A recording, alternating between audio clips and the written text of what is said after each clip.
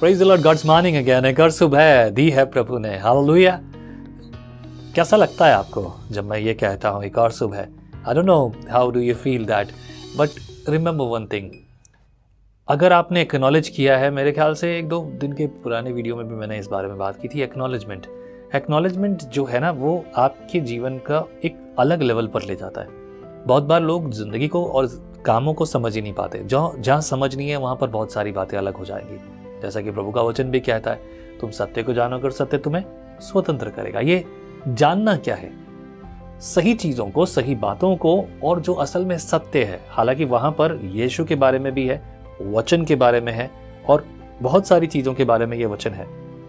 यहां पर आज की सुबह भी अगर एक और सत्य जिसे मैं आपके सामने प्रकट कर रहा हूं, वो है एक्नॉलेजमेंट, यानी परमेश्वर के वो अनुग्रह को जो उसने आपके लिए और मेरे लिए किया है, उसे हम एक्नॉलेज कर लें, उसको एहसास कर लें, उसके बारे में सोचें, तो बात कुछ और होगी।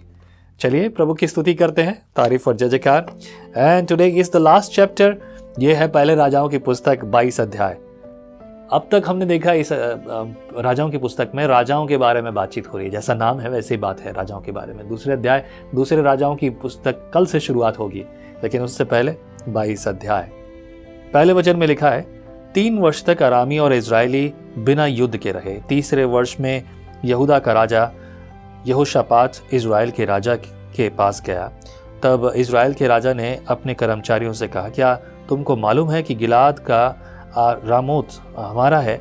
फिर हम क्यों चुपचाप रहते हैं और उसे आराम के राजा के हाथ से क्यों नहीं छीन लेते? और उसने यहोशापात से पूछा, क्या तू मेरे संग गिलाद के रामोत से लड़ने के लिए जाएगा?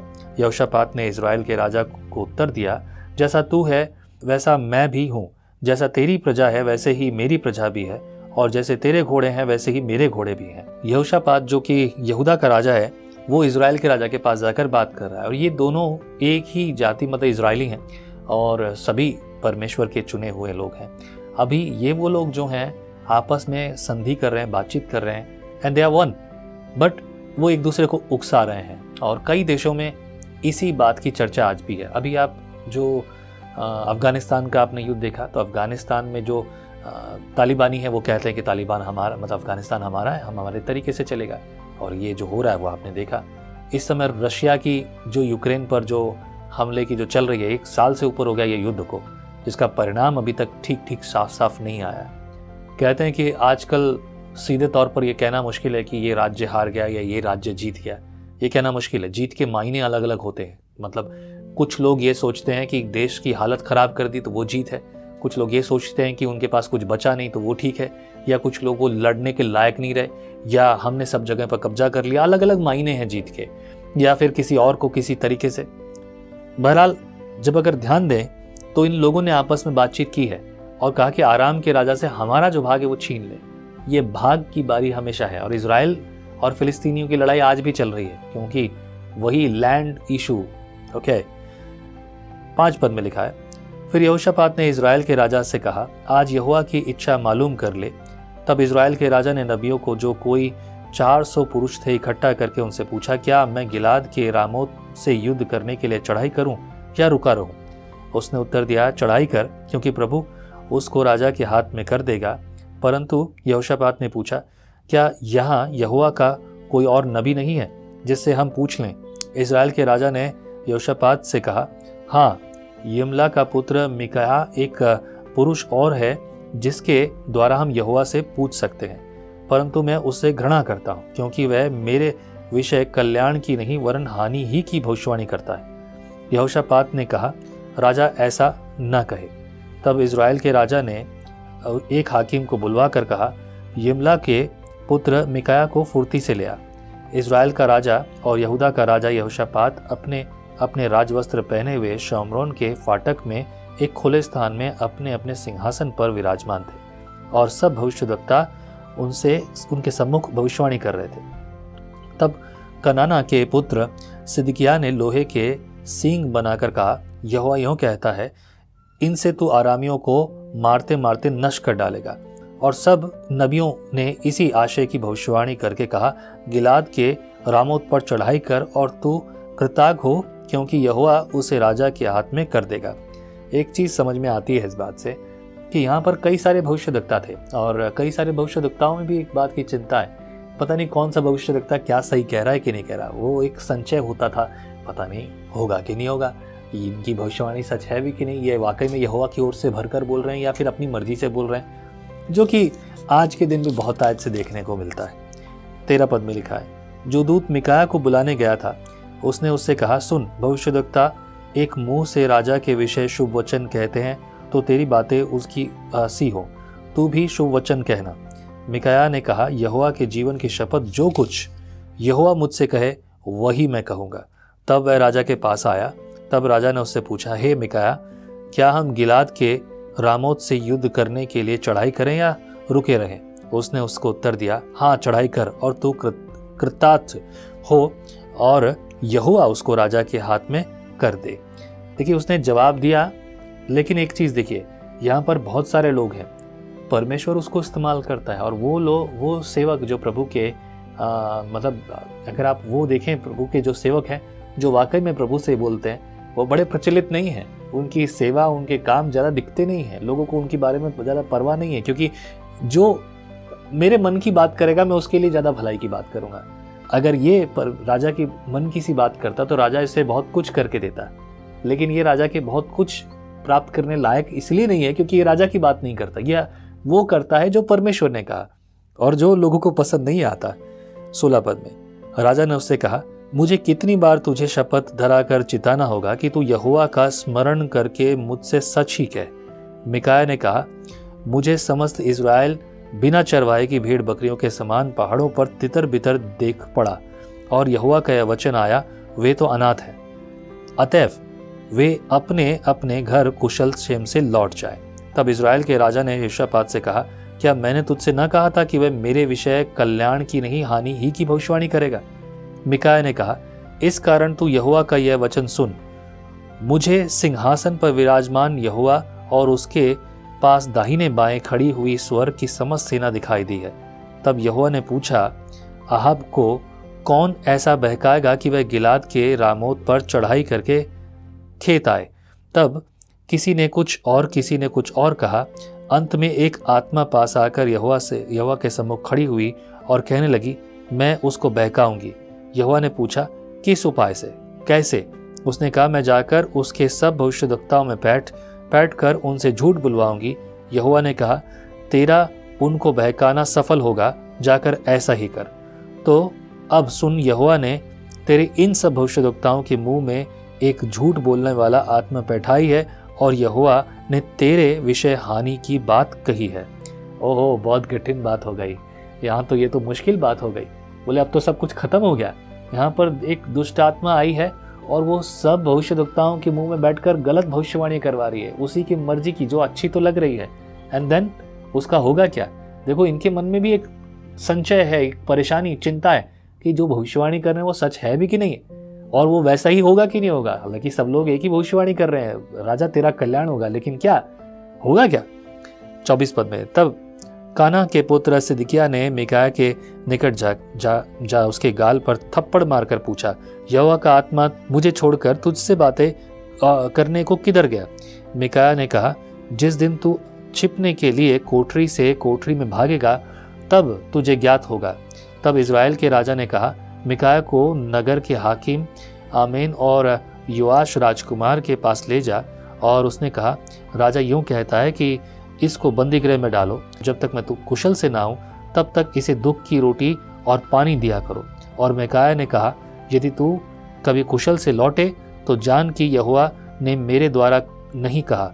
फिर उसने कहा, हे लोगों, तुम सब के सब सुन लो। मिकाया ने जो बात कही, ये भविष्यवाणी जो है, देखो भविष्यद्वक्ताएं बहुत सारे थे, लेकिन ये एक छोटा प्रॉफिट जिसने थोड़ी बात की, और इस मिकाया की जो भविष्यवाणी के बाद जो है उसे मार खानी पड़ी, उसे दुख की रोटी खानी पड़ी। मतलब दुख के साथ, बहुत तकलीफ़ों के साथ उसको जो है कठोरता के साथ उसके साथ बर्ताव किया गया। और ये प्रभु के सेवकों के साथ होता है। ये जो मैंने पहले भी बात की, सताओं के लिए लोग बहुत ज़्यादा अग्रेसिव हो जाते हैं। यहाँ ये हो रहा है, यहाँ ये हो रहा है, हर दिन कुछ ना कुछ वीडियो, हर दिन कुछ ना कुछ, ये वहाँ ऐसा हो गया, यहाँ ऐसा हो गया। कभी कभी मैं आपको बताऊँ, लोग एक ही मैसेज को न जाने कितनी बार फॉरवर्ड कर रहे हैं, सालों हो गए, यहाँ ये हो गया, सब सही नहीं है। बिना समझे बूझे आप उन वीडियोस को शेयर मत कीजिए, सही चीज़ों को। शुभ समाचार के वीडियोस तो आप शेयर नहीं करते, वो तो नहीं करेंगे आप, राइट। लेकिन सताव के वीडियोस देखने में बड़ा मजा आ रहा है, वहाँ ये हो गया। असली बात वो नहीं है मेरे प्रियो। इन बातों में समय खराब ना करें। आप वे लोग जो प्रभु के वचन को सीखते हैं, मैं आपके लिए बड़ा आनंदित रहता हूँ ताकि आप सही चीज़ों को सीख रहे हैं। खैर, प्रभु आशीष करे। एंड देन उसके बाद 29 पद में आहाब की मृत्यु। तब इज़राइल का राजा और यहूदा के राजा यहोशापात दोनों ने गिलाद के रामोत पर चढ़ाई की, और इज़राइल के राजा ने यहोशापात से कहा, मैं तो भेष बदल कर युद्ध क्षेत्र में जाऊंगा, परंतु तू अपने ही वस्त्र पहने रहना। तब इज़राइल का राजा भेष बदल कर युद्ध क्षेत्र में गया, और आराम के राजा ने तो अपने रथों के 3200 प्रधानों को आज्ञा दी थी, न तो छोटे से लड़ो और न बड़े से, केवल इज़राइल के राजा से युद्ध करो। अतः जब रथों के प्रधानों ने यहोशापात को देखा तो कहा, निश्चय इज़राइल का राजा वही है, और वे उसी से युद्ध करने को मुड़े। और यहोशापात चिल्ला उठा, यह देखकर कि वह इज़राइल का राजा नहीं है। रथों के प्रधान उसका पीछा छोड़कर लौट गए। तब किसी ने अटकले से एक तीर चलाया, और वह इज़राइल के राजा के झिलम के निचले वस्त्र के बीच छेद लगा। तब उसने अपने सारथी से कहा, मैं घायल हो गया हूँ, इसलिए बागडोर फेर कर अब मुझे सेना में से बाहर निकाल ले चल। और उस दिन युद्ध बढ़ता गया, और राजा अपने रथ में औरों के सहारे आरामियों के सम्मुख खड़ा रहा, और सांझ को मर गया, और उसके घाव का लहू बहकर रथ के पायदानों में भर गया। और सूर्य डूबते हुए सेना में यह पुकार हुई, हर एक अपने नगर में अपने देश को लौट जाए। और इस तरह से देखिए, ये अटकले से, मतलब किसी ने ऐसे ही तीर मारा, सोचा नहीं था कि ये राजा होगा, बस अटकले से ऐसे तीर मारा और वो मर गया। उसके साथ जो हुआ आपको समझ में आ रहा है। 37 में लिखा है, जब राजा मर गया तब शामरोन को पहुंचाया गया, और शामरोन ने उसको मिट्टी दी गई। और यहोवा के वचन के अनुसार जब उसका रथ शामरोन के पोखरे में धोया गया, तब कुत्तों ने उसके लहू चाट लिया, और वह शय यहीं स्नान करती थी। आहाब के और सब काम जो उसने किए, और हाथी दांत का जो भवन उसने बनाया, और जो नगर उसने बसाए थे, यह सब क्या इज़राइली राजाओं के इतिहास की पुस्तक में नहीं लिखा है? अतः आहाब अपने पुरखाओं के संग सो गया, और उसका पुत्र अजर्या उसके स्थान पर राज्य करने लगा। एक बात है, इस जीत के बाद भी आरामियों ने यहाँ पर आकर जो है कब्जा नहीं किया। इसकी कहानी भी आगे जरूर आप सुनेंगे अगली पुस्तक में, दूसरे राजाओं की पुस्तक में। 41 में लिखा है, 41 वचन में लिखा है, इज़राइल के राजा आहाब के 4थे वर्ष में आसा का पुत्र यहोशापात यहूदा पर राज्य करने लगा। तब यहोशापात राज्य करने लगा, तब वह 35 वर्ष का था, और 25 वर्ष तक यरूशलेम में राज्य करता रहा। उसकी माता का नाम अजूबा था, जो जिल्ही की बेटी थी, और उसकी चाल सब प्रकार से उसके पिता आसा की सी थी, अर्थात जो यहोवा की दृष्टि में ठीक है वही वह करता रहा। और उसने कुछ न मुड़ा, तो भी ऊंचे स्थान ढहाए न गए। प्रजा के लोग ऊंचे स्थानों पर उस समय भी बलि किया करते थे, और धूप भी जलाया करते थे। यहोशापात ने इज़राइल के राजा से मेल किया। यहोशापात के काम और जो वीरता उसने दिखाई, और उसने जो लड़ाइयाँ की थी, यह क्या सब यहूदा के राजाओं के इतिहास की पुस्तक में नहीं लिखे हैं? पुरुषगामियों में से जो उसके पिता आसा के दिनों में रह गए थे, उनको उसने देश में से नष्ट किया। यानी कि जो गे लोग थे, राइट, सीधे शब्दों, पुरुषगामी और स्त्रीगामी एक अलग बात है। पुरुषगामी, राइट, जो पुरुष आपस में संभोग करते थे, गे, और ये उस समय की बात है, ध्यान से सुनिए। 47 में लिखा है, 47 पद में, उस समय एदोम में कोई राजा न था, एक नायब राजकाज का काम करता था। फिर यहोशापात ने तर्शीश के जहाज सोना लाने के लिए ओपीर जाने को बनवा लिए, परंतु वे एबशोनबेगर में टूट गए, इसलिए वहां न जा सके। तब आहाब के पुत्र अजया ने यहोशापात से कहा, मेरे जहाजियों को अपने जहाजियों के संग जहाजों में जाने दे।